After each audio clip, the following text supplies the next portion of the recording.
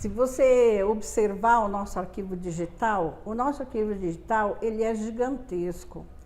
Ele gerou mais de 1 milhão de documentos. Por isso que o pessoal tem tanta dificuldade de fazer a pesquisa nele.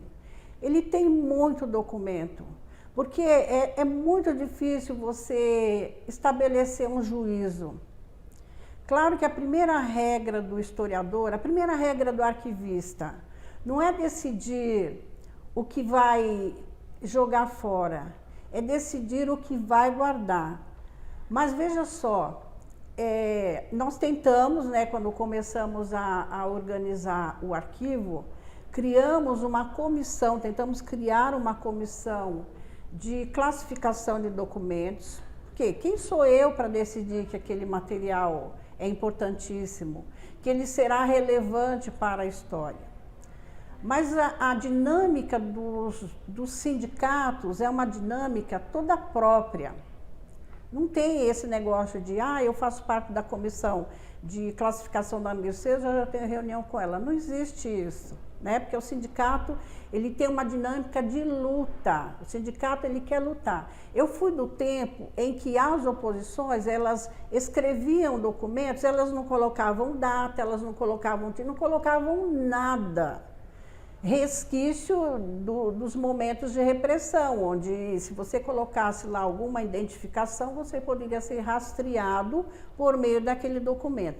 Então, esse sentimento do anonimato da luta, né, que a luta se sobrepõe à própria organização, a luta se sobrepõe à própria reflexão que você faz sobre essa luta, eu acho que persiste até hoje nos sindicatos. Sindicato dos bancários, eu observei, por exemplo, recentemente, que depois aí da pandemia, o sindicato optou por uma produção totalmente digital. Isso, por um lado, é bom. Nada se compara à dinâmica e à rapidez do documento digital. Por outro lado, você não pode trabalhar com o documento digital se você não tem, paralelamente, um projeto de preservação desse documento digital. Para onde ele vai quando você precisar de mais espaço? Ou quando você quiser colocar uma coisa nova naquele lugar? Para onde ele vai? Eu tenho um monte de coisas citadas aí no site do sindicato que eu fui atrás, nem sombra. Não existe lugar algum. Então, a memória ela precisa ser protegida dessa sensação de deleta, entendeu?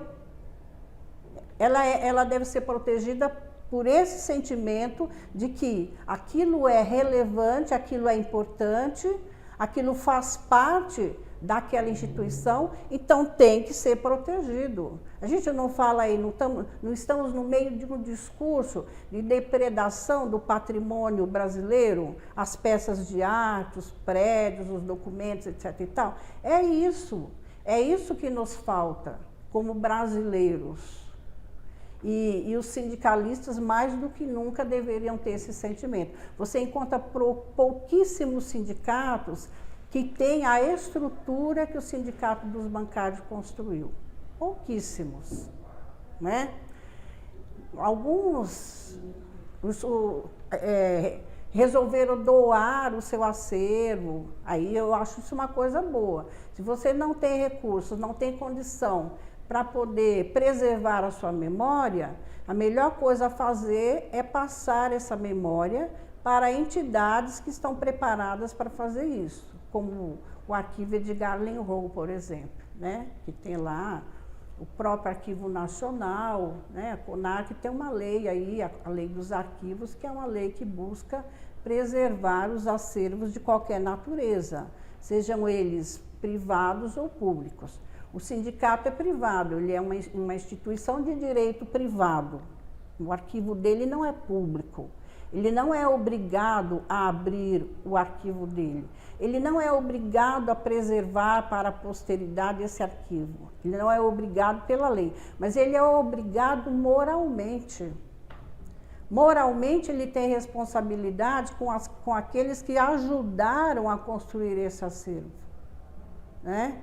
Então, é uma obrigação moral do sindicato preservar a sua memória e manter essa memória em condições para que ela seja usada, consultada, conhecida pelas pessoas.